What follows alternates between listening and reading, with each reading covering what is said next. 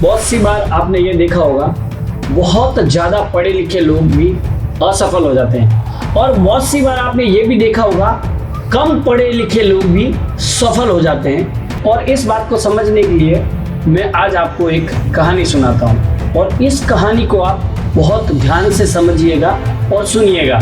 तो हम स्टार्ट करते हैं कहानी। एक बहुत बड़ी जहाज बनाने वाली कंपनी ने एक जहाज बनाया।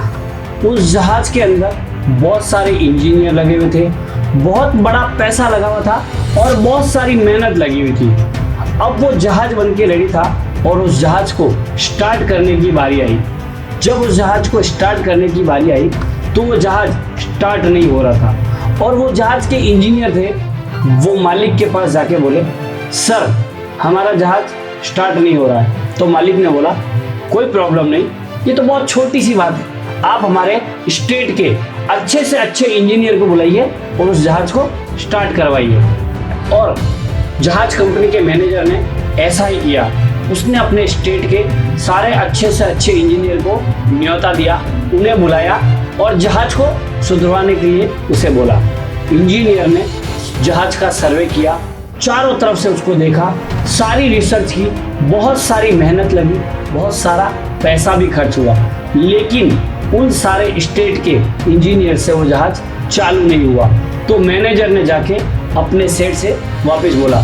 सेठ ने बोला, कोई दिक्कत नहीं है, अगर इनसे ये जहाज चालू नहीं हो रहा है तो आप कुछ मत करिए, हमारे देश के जो भी अच्छे इंजीनियर हैं उनको बुलाइए, उनको हमारा जहाज दिखाइए और उनसे हमारा जहाज सुधरवाइए। तो मैनेजर ने ऐसा ही किया। देश के सबसे अच्छे इंजीनियर को न्योता दिया, उन्हें बुलाया और उन्हें जहाज का सर्वे करवाया।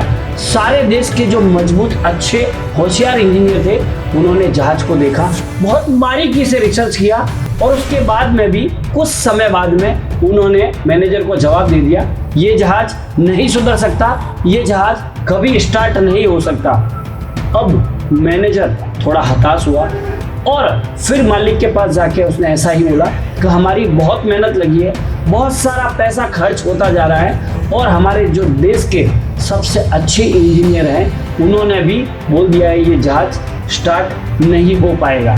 अब मालिक भी थोड़ा सा परेशान था, लेकिन उसने बोला, नहीं अभी भी कोई परेशानी की बात नहीं है, आप आउट ऑफ कंट्री कांटेक्ट कीजिए, जो हमारे देश के बाहर के जो बड़े बड़े इंजीनियर हैं विदेश के अंदर, कहीं से भी अच्छे से अच्छे इंजीनियर से कांटेक्ट करिए, उन्हें न्योता दीजिए, उन्हें बुलाइए और हमारे जहाज को सुधरवाइए। तो मैनेजर ने सारा सर्वे किया और देश के बाहर के अच्छे से अच्छे इंजीनियर को न्योता दिया, वहाँ बुलाया और जहाज को सुधरवाने के लिए उन सभी लोगों को, सभी इंजीनियर को लगा दिया। उन सभी लोगों ने भी रिसर्च किया, बहुत बारीकी से हर एक चीज को, हर एक पार्ट्स को अच्छी तरह से रिसर्च किया और कुछ महीनों के बाद उन्होंने भी जवाब दे दिया, ये जहाज स्टार्ट नहीं हो सकता। अब मैनेजर बहुत ज़्यादा परेशान था, बहुत ज़्यादा दुखी हो चुका था, चूँकि एक सच्चा मैनेजर था। और जाके फिर उसने मालिक को बोला, मालिक, सेठ जी, उन्होंने भी जहाज को स्टार्ट नहीं किया, उन्होंने भी जवाब दे दिया, आपका ये जहाज स्टार्ट नहीं हो सकता। मैं परेशान हूँ, बहुत सारा समय निकल रहा है, हमारा बहुत बड़ा प्रोजेक्ट है, करोड़ों रुपए का जहाज है, हमने वर्षों लगाए हैं इस प्रोजेक्ट के ऊपर, लेकिन हम कुछ नहीं कर पा रहे हैं। मैनेजर बड़ा हताश था, बड़ा उदास था और मालिक के पास पहुंचा, सर हमारे देश के बाहर से भी जितने भी इंजीनियर आए थे वो भी इस जहाज को स्टार्ट नहीं कर पाए, वो भी इसको सुधार नहीं पाए। तो अब मालिक ने बोला, चिंता की बात नहीं, कोई बात नहीं, हमें इस जहाज को ऐसे ही छोड़ देना चाहिए और हमें आज से ही, अभी से ही एक नए प्रोजेक्ट पे काम करना चाहिए। लेकिन मैनेजर ने बोला, नहीं, हमने इतना समय लगाया है, इतना हमने पैसा व्यर्थ किया है, हम एक काम कर सकते हैं क्या? तो मालिक ने पूछा, क्या? हमारे शहर के अंदर एक छोटा सा मिस्त्री है जो पनडुब्बी को ठीक करता है, हमें एक बार उसको भी दिखा देना चाहिए और हमें एक बार ट्राई करनी चाहिए। मालिक ने बोला, हमने देश विदेश के इतने बड़े बड़े इंजीनियर बुलाए, उनको हमने न्योता दिया, इतना बड़ा पैसा लेके इतने पढ़े लिखे इंजीनियर भी इस जहाज को सुधार नहीं पाए, तो क्या लगता है आपको एक छोटा सा मैकेनिक, एक छोटा सा कैबिन में मैकेनिक जो काम कर रहा है, जो पनडुब्बी को ठीक कर रहा है, जो ज़्यादा पढ़ा लिखा नहीं है, वो इस जहाज को ठीक कर सकता है। मैनेजर ने बोला, हमें एक बार ट्राई करने में क्या हर्ज है, हम एक बार एक कोशिश तो कर सकते हैं। चूंकि मैनेजर और मालिक का बहुत मजबूत रिश्ता था, तो मालिक ने मैनेजर का दिल रखने के लिए उसको बोला, ठीक है एक बार आप ट्राई कर लो, लेकिन ये जहाज उस छोटे से मैकेनिक से ठीक नहीं होने वाला है, लेकिन मैं आपका दिल रखने के लिए आपको हाँ भर रहा हूँ, आप एक बार ट्राई कर सकते हैं। अब क्या था, वो मैनेजर उस मैकेनिक के गैराज पे पहुंचा और उसे बोला कि आप, हमारा एक जहाज है उसे देख लीजिए, हमने बहुत सी ट्राई कर ली और हमारे को वो जहाज स्टार्ट करवाना है, तो मैं ये चाहता हूँ आप एक बार चल के मेरे जहाज को देखें। तो वो छोटा सा जो मिस्त्री था, छोटा सा जो मैकेनिक था, मैनेजर को देख के थोड़ा मुस्कुराया और उसे बोला, मैं एक छोटा सा अनपढ़ मैकेनिक हूँ, मैं छोटी छोटी नावें ठीक करता हूँ, मैं आपके जहाज को कैसे ठीक कर सकता हूँ। तो उसने बोला, नहीं, आपका इस शहर में बहुत नाम है, जो भी अपनी नाव और पनडुब्बी ठीक करवाने आता है वो आपके पास आता है और पूरा रिजल्ट पूरा सेटिस्फाई होके जाता है। तो मेरी इच्छा है एक बार आप चल के हमारा जहाज देखिए।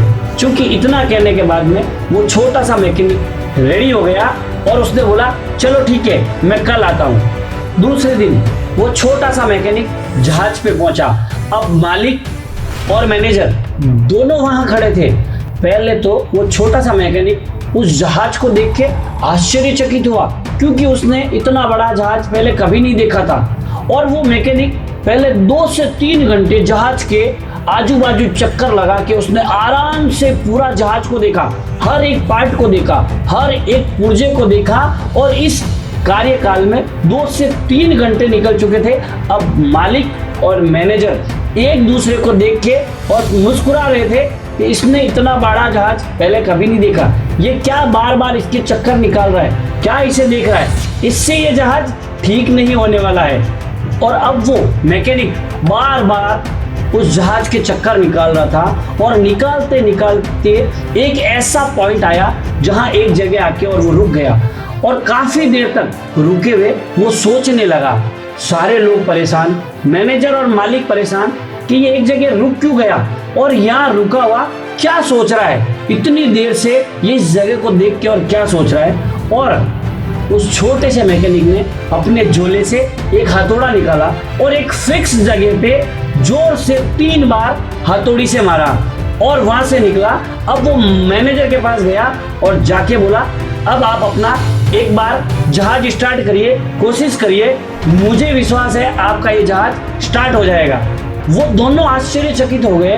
इतने बड़े बड़े देश विदेश से इंजीनियर आए और उन्होंने सारी मशीनरी की सर्चिंग की।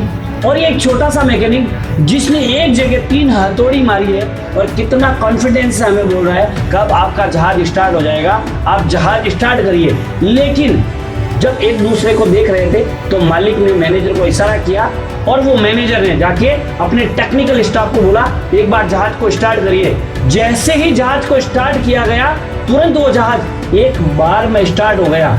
और ये देख के मालिक सकते में रह गया, मैनेजर, पूरा टेक्निकल स्टाफ, जहाज पे जितने भी स्टाफ थे वो आश्चर्यचकित रह गए कि ये क्या कर दिया। एक छोटे से मिस्त्री ने एक जगह 3 हथौड़ी की मार मारी और इतना बड़ा जहाज जो देश दुनिया के बड़े बड़े इंजीनियर नहीं ठीक कर पाए, उसे एक छोटे से मैकेनिक ने 3 हथौड़ी की मार मार के ही स्टार्ट कर दिया। और स्टार्ट होने के बाद उस मालिक से रहा नहीं गया और वो उस छोटे से मैकेनिक के पास गया और उससे पूछ ही बैठा कि आपने ऐसा क्या किया जो बड़े बड़े इंजीनियर नहीं कर पाए, ये जहाज आपने कैसे स्टार्ट कर दिया।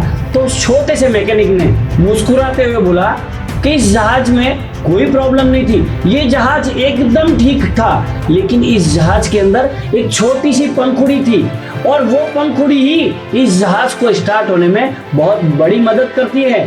और वो पंखुड़ी कहीं अटक रही थी, मैंने कुछ नहीं किया, उसके ऊपर जोर से 2 से 3 बार हथौड़ी मारी और जो पंखुड़ी कहीं अटक रही थी वो फ्री हो गई और आपका जहाज स्टार्ट हो गया। और वो मैकेनिक वहां से अपने गैरेज चल दिया। और दूसरे दिन मालिक ने बोला, अरे वो मैकेनिक चला गया, हमने उसकी फीस नहीं दी, आप जाइए और जाके उसकी फीस पता करिए और उसे उसकी फीस दीजिए। तो मैनेजर उसकी गैरेज पे गया और जाके, आप कल वहां से ऐसे ही आ गए, आपकी फीस कितनी हुई? तो उस मैकेनिक ने उसको एक बिल हाथ में थमा दिया और वो बिल देख के मैनेजर मुस्कुराया और वो बिल लेके और मालिक के पास गया। और जैसे ही मालिक के हाथ में वो बिल दिया तो मालिक ने बोला, अरे इतना बड़ा बिल, ये बिल उसने कैसे बना दिया? उसने तो सिर्फ 3 हथौड़ी मारी थी और 1 लाख रुपए का बिल बना दिया। उसे पूछ के आइए ये 1 लाख रुपए का बिल कैसे बनाया? और मालिक ने मैनेजर को कहा, बेशक हम उसे ये 1 लाख रुपए देंगे, लेकिन एक बार वापिस फिर से उसके गैरेज जाइए और उसे बोलिए ये 1 लाख रुपए का बिल आपने बना कैसे दिया, हमें इस बिल में उसका ब्यौरा चाहिए। और मैनेजर ने ऐसा ही किया कि हम आपको 1 लाख रुपए देने के लिए तैयार हैं, लेकिन हमारे मालिक ने आपसे इस बिल में वो ब्यौरा मांगा है कि आपने 1 लाख रुपए का बिल बना कैसे दिया। तो उस छोटे से मैकेनिक ने एक बिल और बना के दिया और वो बिल देख के तो मैनेजर के चेहरे पे मुस्कुराहट आ गई और वो बिल लेके और अपने मालिक के पास गया। और जैसे ही मालिक ने वो बिल पढ़ा, मालिक भी खुश हुआ, गदगद हो गया और उसे दिए 1 लाख रुपए। ये 1 लाख रुपए उसे दीजिए उसकी फीस और उसे वहां से उठाइए, हमारे यहाँ पे नौकरी पे रख लीजिए, मेन इंजीनियर की पोस्ट उसे दे दीजिए। तो उसने ऐसा ही किया और वो वहां गया, उसे 1 लाख रुपए दिए और वहां से उसको लाके और अपने फैक्ट्री के अंदर, अपने कारखाने के अंदर, अपने बड़े प्रोजेक्ट के अंदर, जहां बड़े बड़े पढ़े लिखे इंजीनियर काम किया करते थे, वहां पे उसको रख लिया गया। आप भी सोच रहे होंगे कि उस बिल में ऐसा क्या लिखा हुआ था जो मैनेजर और मालिक को भी उस बिल ने इंप्रेस कर दिया। क्या आप जानना चाहते हैं उस बिल में क्या लिखा हुआ था? तो सुनिए, उस 1 लाख रुपए का हिसाब बिल में क्या लिखा गया था। उसमें लिखा गया था 20 रुपए हथौड़ी मारने के। हाँ, सिर्फ 20 रुपए हथौड़ी मारने के और बाकी का 99,980 रुपए किस चीज के आपको पता है? वो उस चीज के हथौड़ी कहाँ मारनी है उस जगह का, यानी ये निश्चय करने का तो वो जो हथौड़ी है वो किस जगह मारनी है, उसके 99,980 रुपए और हथौड़ी मारने के सिर्फ 20 रुपए। क्यों दोस्तों, क्या लगता है आपको? इसीलिए मैंने आपको स्टार्ट में बोला था, कभी कभी बहुत ज्यादा पढ़े लिखे लोग भी असफल हो जाते हैं और कभी कभी कम पढ़े लिखे लोग भी सफल हो जाते हैं। तो ये आपको संदेश है, ज्यादा पढ़ा लिखा होना कोई अनिवार्य नहीं है, लेकिन आप जिस कार्य को कर रहे हैं उस कार्य में आप कितने समर्पित हैं, उस कार्य के प्रति आप कितने समर्पण की भावना से, ईमानदारी से और पूरा फोकस करके आप उस कार्य को करते हैं, उस बात के आपको 1 लाख रुपए मिलने वाले हैं। यानी आपकी फीस, आपका पे आउट, आपकी इनकम उस बात पे तय होने वाली है कि आप अपने कार्य को कितनी ईमानदारी, कितनी लगन और कितनी समर्पण की भावना से करते हैं। तो ये सिद्ध हो गया ना दोस्तों कि सफल होने के लिए पढ़ा लिखा होना भी अनिवार्य नहीं है। हाँ, पढ़ाई अनिवार्य है, लेकिन केवल पढ़ाई से सफल हो जाएंगे ये अनिवार्य नहीं है। बहुत सी बार असफल लोग भी, लेकिन हजारों बार असफल लोग ही असफल होते आए हैं, क्योंकि वो सिर्फ कार्य करना जानते हैं, अपना फोकस कार्य पे करते हैं, ज्यादा क्वेश्चन आंसर नहीं करते, ज्यादा सवाल जवाब नहीं करते। वो उस जगह पे हथौड़ी मारते हैं जहाँ पे जहाज स्टार्ट होता है, यानी वो वहां जाके कार्य करते हैं जहां से उनको सफलता मिलती है। बाकी चीजों के लिए उनके पास समय नहीं है। आपने अगर हमारे YouTube चैनल को सब्सक्राइब नहीं किया है तो आज ही हमारे YouTube channel Ishita Joshi motivational को सब्सक्राइब करें।